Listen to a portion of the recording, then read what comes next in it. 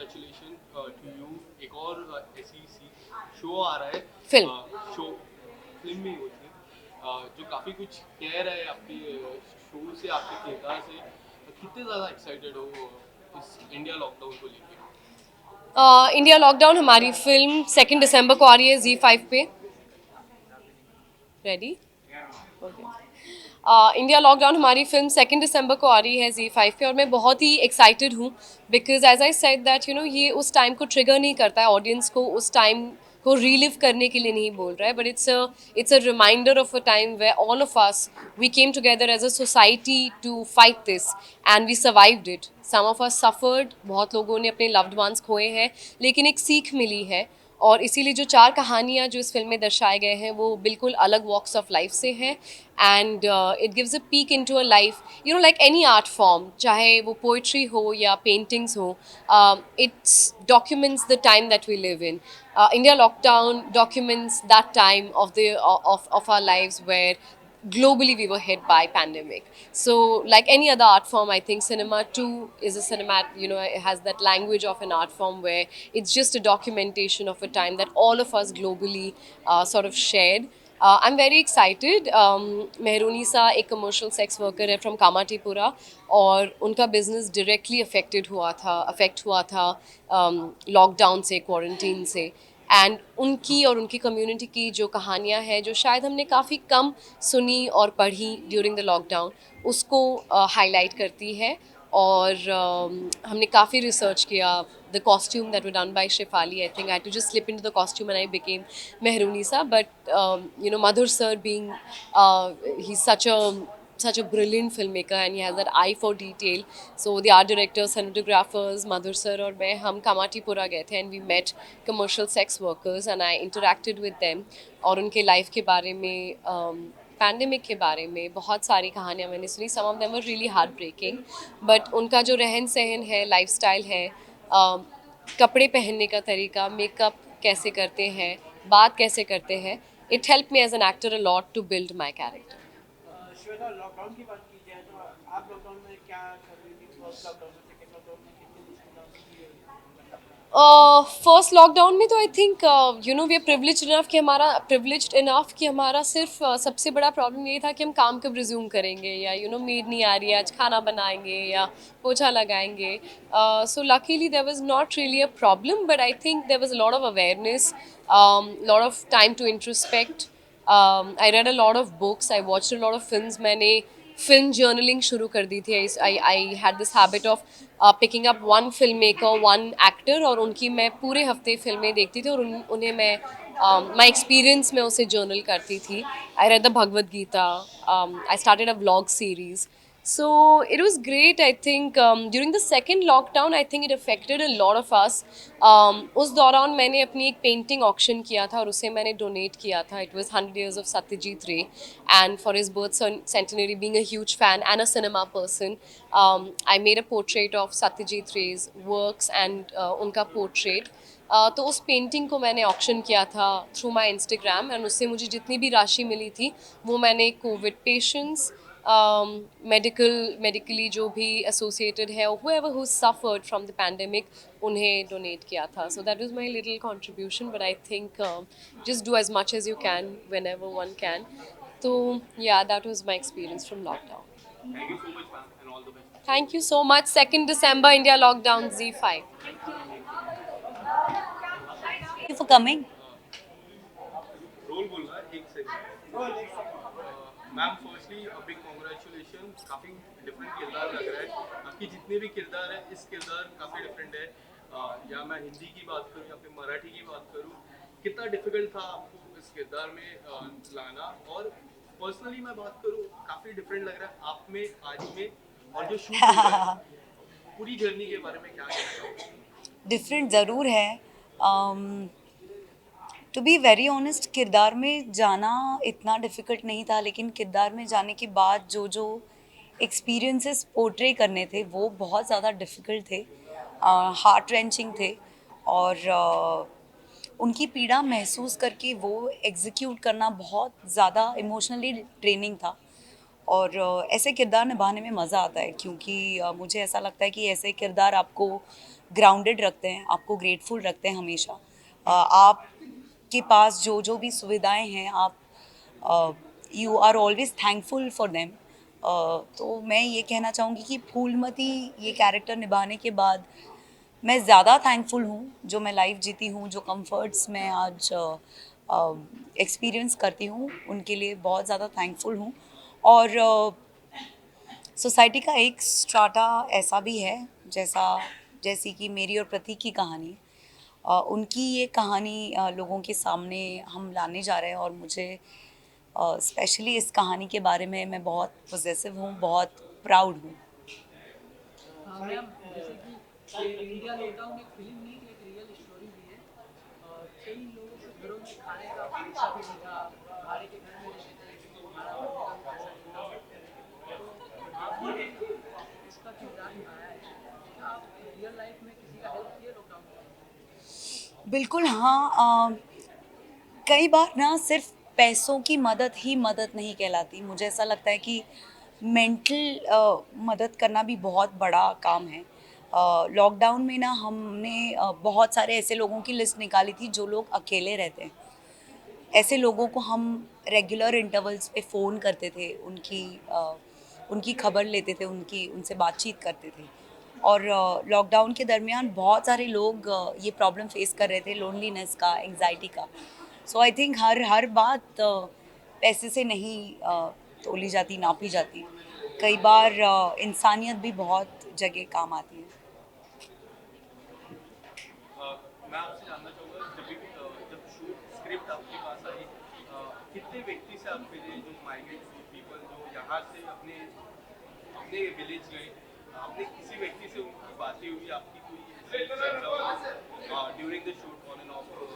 मेरी बातचीत नहीं हुई, लेकिन मधुर सर की नरेशन इतना तगड़ा था कि मुझे ऐसा लगा कि उन्होंने आधी प्रिपरेशन मुझसे कर ली थी। Thank you so much. Thank you.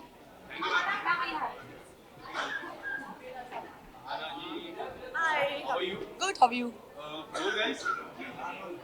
आना ji, firstly a big congratulate. एक और बार हम आपको देखने वाले हैं। इंडिया लॉकडाउन एक अलग शो लग रहा है, एक अलग मूवी लगी जी। और मधुर सर की हर एक कहानी में कुछ ना कुछ तो होता ही है। आपके किरदार से मैं स्टार्ट करूँगा। आपके किरदार में क्या कुछ हमें ऐसा डिफरेंट देखने मिलेगा जो हमने ट्रेलर में नहीं देखा है? काफ़ी कुछ। ट्रेलर फिल्म नहीं होती है, ट्रेलर एक झलकी होती है फिल्म की।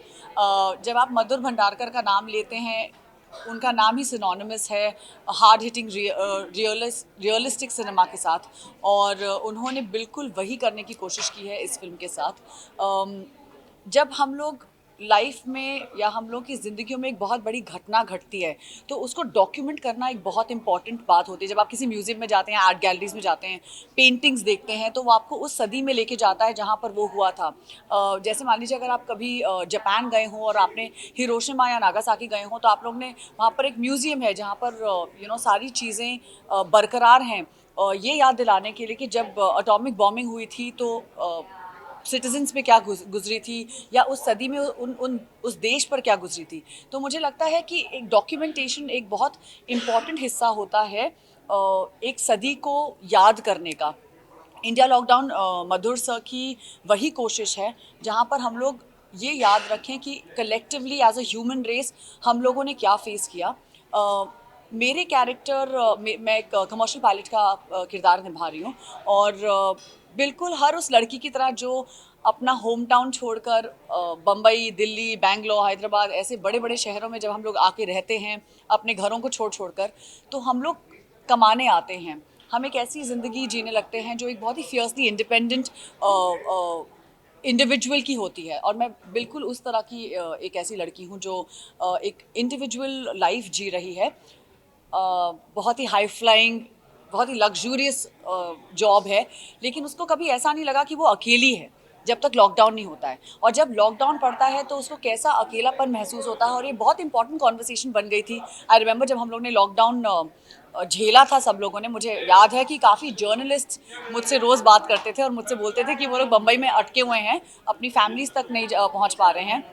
और एक एक लोनलीनेस की लाइफ जीना एक बहुत ही एक इम्पॉर्टेंट कॉन्वर्सेशन बन गई थी कि आप लोगों के साथ रहकर भी लोनली रह सकते हैं. सो आई थिंक वो एक बहुत प्यारी तरीके से उन्होंने दर्शकों तक पहुंचाने की कोशिश की है मेरी कहानी के ज़रिए. और आई होप आई होप कि सबको वो वो फीलिंग महसूस हो जो मून को महसूस हुई. एंड आई एम श्योर ये बहुत ही रिलेटेबल कैरेक्टर होने वाला है. मुझे लगता है कि कोई भी घर पे बैठ के देखेगा और बोलेगा कि हाँ मुझे ये महसूस हुआ. So I think that's a very relatable factor in the story. Madhur Bhandarkar की फिल्म के बारे में बात की जाए तो काफ़ी सारी अच्छी अच्छी फिल्में दी हैं. जी. ऐसी कौन सी एक फिल्म है जो आप करना चाहते हैं कि आपका ऐसा कोई गोल है इसी फिल्म में आप करना चाहते हैं? खैर चांदनी मार मेरी उनकी फेवरेट फिल्म है. बट मुझे फैशन बहुत ही ज़्यादा I think was a very commercial film. और उसमें एक बहुत हार्ड हिटिंग रियलिटी दिखाई थी फैशन वर्ल्ड को लेकर. मुझे लगा कि फैशन वर्ल्ड को लेकर बहुत कम फिल्में बनी हैं और बहुत कम फिल्म मेकर्स हैं जो ऐसी फिल्म दर्शकों तक पहुंचा पाए हैं. I loved fashion. वो मेरी पर्सनल फेवरेट फिल्म है. उसमें बहुत एक्ट्रेसेस को काम करने का मौका मिला और बहुत ही कमाल की फिल्म थी विद ग्रेट म्यूजिक. तो आई थिंक उनको रियलिस्टिक सिनेमा और एक रियल और एक कमर्शियल सिनेमा का जो एक संगम होता है मधुर भंडारकर को वो करना बहुत अच्छी तरह से आता है. And I would love to, अगर मान लीजिए कभी ऐसी फिल्म फ्यूचर में बने, I would love to be a part of that. Aana ji, एक आखिरी सवाल मेरा, एक आखिरी सवाल है. शुरुआत में आपकी आश्रम आई, आश्रम? इंडिया लॉकडाउन, अच्छा. सलाम वेंकी, क्या लगता है 2022 एंड ऑफ द 2022 ये आपका साल होगा? बिल्कुल 2022 बिल्कुल धमाका करके जाने वाला है. दो बहुत ही अच्छी फिल्में, दो बहुत ही अलग फिल्में, दो बहुत ही अलग फिल्म मेकर्स, लेकिन दोनों बहुत ही फेमिनिस्ट. जब एज आई सेड, जब हम मधुर भंडारकर के बारे में सुनते हैं या सोचते हैं तो हमें हमेशा उनकी हीरोइनें याद रहती हैं. क्योंकि जिस तरह वो अपनी हीरोइनों को प्रेजेंट करते हैं वो उनको ग्लैमरस नहीं दिखाते हैं. But he makes them very hard, like real characters. और वो आपकी नेबर्स हो सकती हैं और वो बहुत ही out of the box actors actresses को अपने रोल्स के लिए सिलेक्ट करते हैं. जैसे मैं कभी नहीं सोच सकती थी कि वो तमन्ना भाटिया को बाउंसर के रोल के लिए लेंगे, एज अ फीमेल बाउंसर. और बहुत कम फिल्म मेकर्स हैं इंडिया में जो औरतों को लेकर बहुत हट के सोचते हैं. And I think Madhur sir is just one of them. The same thing with Revathi ma'am, absolute feminist, बहुत ही प्यारी इंसान हैं. और मैं बहुत शुक्रगुजार हूँ कि मुझे इतने प्यारे दो डायरेक्टर्स को आज अपना दोस्त कहने का मौका मिलता है. क्योंकि मुझे लगता है कि ये वो डायरेक्टर्स हैं जो उनको आप कॉल करके उनसे आप घंटों बात कर सकते हैं और वो आपको इतनी सारी चीज़ें बता सकते हैं. And somebody who's not from the world of cinema, it's very important to have these kind of directors backing you and supporting you. Thank you so much. Thank you so much. आने वाला सभी साल आपका ही हो. बिल्कुल सारे साल हमारे हो. Thank you. Thank you. एकत्र मधुर सर, पहले तो लोग यहाँ पे बिग कॉन्ग्रेचुलेशन सर. इस तरह का कंटेंट लाना हमारी सोसाइटी में काफ़ी ज़रूरी था सर. और कोई भी डायरेक्टर रोल लाता, बट मुझे ऐसा फील होता है ये इस टाइप का कंटेंट सर आप ही लेके आ सकते हैं. सर कुछ कहना चाहोगे? आज ट्रेलर भी हुआ, टीज़र कुछ समय पहले निकला, काफ़ी अच्छा रिस्पॉन्स मिला टीज़र में सर. कुछ बता दीजिए किस तरह से हम देखने चाहेंगे, कोई ऐसी बात है जो हमने ट्रेलर में ना देखी हो? देखिए, मेरे ख्याल से जिस तरह से जब से ये पोस्टर लॉन्च हुआ है इंडिया लॉकडाउन का, तब से ही लोगों में एक जिज्ञासा जागी है कि ये फिल्म देखना है. बाद में टीज़र आया और ट्रेलर की इतनी प्रशंसा हो रही है. मुझे इस बात की खुशी है कि इंडिया लॉकडाउन को एक फ़िल्म की तरह, माने जिस तरह का एक माहौल हुआ था पूरे विश्व में, उसको हमने कैप्चर करने की कोशिश की कि जो हमारे मुंबई में, मैं मुंबई का रहने वाला हूँ, तो मुंबई में किस तरह से क्या हुआ था, तो मैंने वो कैप्चर किया. मैंने कहा अनेक स्टोरी थी, लेकिन हर स्टोरी को हम लोग उसमें नहीं डाल सकते थे फिल्म के माध्यम से. तो हमने कोशिश की कि 4 स्टोरी बताने के लिए. 4 अलग अलग स्टोरी है. एक हमने सेक्स वर्कर के बारे में दिखाया, कामाटीपुरा में श्वेता बासु प्रसाद है. प्रकाश बिलवाड़ी जो है एक बुजुर्ग आदमी है, किस तरह वो अपने घर में बैठे हो, जा नहीं सकते अपनी बेटी को मिलने के लिए. और आहना कुबरा जो कैरेक्टर प्ले कर रही है, वो एक एरोसिस का कैरेक्टर जो इतना पायलट का कैरेक्टर जो इतना वो ट्रैवल करती है, सडनली वो पायलट जो है घर में बैठी हुई है. और प्रतीक और साई तमनकर का जो किरदार है, माइग्रेंट वर्कर्स, जिस तरह से वो लोग चल के गए थे अपने गांव में, तो वो सब चीज़ आपने देखा ट्रेलर में, किस तरह से मैंने इसको निखारने की कोशिश की है. तो ये फिल्म मेरे ख्याल से हर कोई, मैं चाहता था इसको डॉक्यूमेंट करूं, मैं चाहता था कि आने वाली जो जनरेशन है इस पिक्चर को देखे. और बहुत से लोग आज भूल गए हैं 2 साल में कि अरे लॉकडाउन हुआ था, क्या याद नहीं. लेकिन ये पिक्चर देखने के बाद एक रिमाइंडर है कि किस तरह से लोग जूझे थे, किस तरह से लोग लड़े थे, जिस तरह से लोग अपनी ज़िंदगी के जो कहते हैं ना कि हम हमेशा कहते हैं कि लाइफ कितनी छोटी है, कि कितने अपने लोगों को हमने खोया है, कितने अपने लोगों से हमने कनेक्ट भी किया है, कि हम कितने सालों से बात नहीं करते थे। लेकिन लॉकडाउन एक ऐसा काल था जहाँ पे हमने कई लोगों से हमने फिर से संबंध निभाए, संबंध से फिर से शुरू किया, उनसे मिलना, उनसे इंटरेक्ट करना। सर प्रतीक जैसे कि फर्स्टली प्रतीक आपसे आपसे जानना चाहेंगे कि आपने जैसे कहा प्रेस कॉन्फ्रेंस में कि आपने सुनीता पाटिल जी की अपनी माता जी की बहुत सारी फिल्में देखी हैं और उससे आपने प्रेरणा ली है इस कैरेक्टर के लिए, बट आपने इससे पहले भी एक ऐसी मजदूर का कैरेक्टर आपने प्ले किया था धोबी घाट में, तो वो धोबी घाट से आप ये कैरेक्टर को कितना रिलेट कर सकते हैं? आई थिंक धोबी घाट में सिमिलैरिटीज़ हैं, क्योंकि वो भी माइग्रेट करके आया था, वो भी बिहार से आया था, बिहार से बम्बई आया था। आई थिंक उसका वो किरदार धोबी का था। ये किरदार आप फिल्म देखोगे तो आपको पता चलेगा, ये माइग्रेंट वर्कर है, ये माइग्रेंट वर्कर है ही, लेकिन ये इसका एक्चुअल काम ठेले का है। वो ठेला वाला है, वो रगड़ी बनाता है, रगड़ी पैटिस बनाता है, उसका एक ठेला है।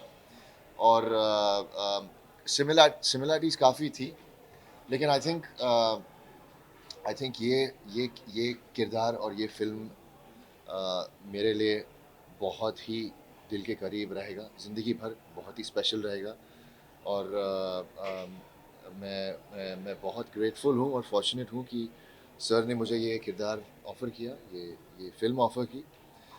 आई थिंक माइग्रेंट वर्कर की कहानी जानना बहुत ज़रूरी है, उनके स्ट्रगल्स जानना बहुत ज़रूरी है। हमने ऊपर से सुने हैं, थोड़ा बहुत न्यूज़ में सुना है, देखा है, लेकिन ये काफ़ी गहराइयाँ तक हमें देखने मिलेगा इनकी कहानी, इनकी जर्नी। कितने हार्डशिप्स उनको सहने पड़े, पीड़ाएं हो गए। कितनी एंग्स्ट थी, यू नो। आई थिंक ये जानना बहुत ज़रूरी है, क्योंकि ये आई थिंक हमारा देश इतने लोगों अलग अलग लोग और अलग अलग वॉक्स ऑफ लाइफ से आते हैं। आई थिंक हमारे especially in India, there's so many different kinds of working classes, and I think Madhu sir, जैसे कि ट्रेलर काफ़ी इमोशनल था और इंडिया लॉकडाउन एक रियल स्टोरी है, फिल्म नहीं रियल स्टोरी है। तो हमने लॉकडाउन में काफ़ी लोगों को खोया, जैसे कि गरीब लोगों, कई लोगों के घर में खाना नहीं रहता। करेक्ट, वो सही, वो हर चीज़ उसमें दिखाई है पिक्चर में। तो कई लोग कोरोना से घबराते थे। हमने सुशांत सिंह राजपूत को भी खोए हैं लॉकडाउन में, तो उनके बारे में क्या कुछ कहना चाहोगे आप?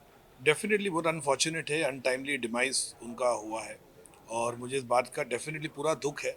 और बहुत ही टैलेंटेड, बहुत ही वर्सेटाइल एक्टर रहा है वो, और मैं उनको जानता था, जब भी जो मिलते थे was very very nice, very friendly. मुझे याद है मैं लास्ट उनसे छिछोरे के ट्रायल था उसके, वहाँ पे मिला था, उसने बहुत अच्छा किरदार निभाया था, बहुत अच्छा काम किया था। ये डेफिनेटली एक अनफॉर्चुनेट इंसिडेंस हुआ है उस वक्त। और really we definitely Sushant Singh Rajput के फैंस, मैंने जितना भी उसके पास एक बहुत ब्राइट फ्यूचर था, बहुत कमाल का फ्यूचर था उसके, जिस तरह के उन्होंने किरदार निभाया, एक टैलेंटेड एक्टर, और सडनली इस तरह की एक चीज़ होना, और and it's really unfortunate, and definitely we miss him, we really miss him. And मेरे ख्याल से जो जितने उनके फैंस हैं, जो भी उन्होंने किरदार निभाया, जितनी उन्होंने फिल्में की, हमेशा उसका, मैंने कहा ना, उसका एक बहुत बड़ा ब्राइट फ्यूचर था। हाँ, मधुर सर, जितना प्रॉब्लम में लॉकडाउन में हुआ था, वैसे ही आपको ये फिल्म बनाने में कितना प्रॉब्लम झेलना पड़ा?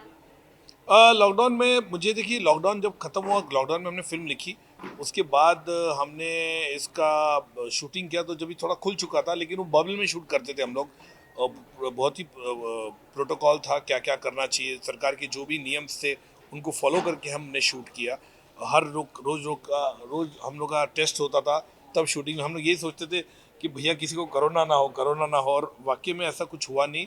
और जितने भी थे, हमने 26 डेज शूट किया, इसको अलग अलग लोकेशन में था, इसलिए ज़्यादा दिक्कत नहीं हुई, तो बहुत ही अच्छी तरह से हुआ एंड कोई ऐसा इशू नहीं था। सब हमने प्रोटोकॉल फॉलो किए उसको, और एक अच्छी तरह से वातावरण ऐसे था, सब लॉकडाउन से हम आए थे तो कैरेक्टर भी फ्रेश थे and everybody did a fab job. जो आप ट्रेलर देख रहे हो तो आपको समझ में आ ही जाता है कि किस तरह से लोगों ने किरदार निभाया है, किस तरह से इन्होंने परफॉर्मेंस दिया है, किस तरह से उन्होंने शूटिंग की है। थैंक यू, धन्यवाद, थैंक यू। चलिए।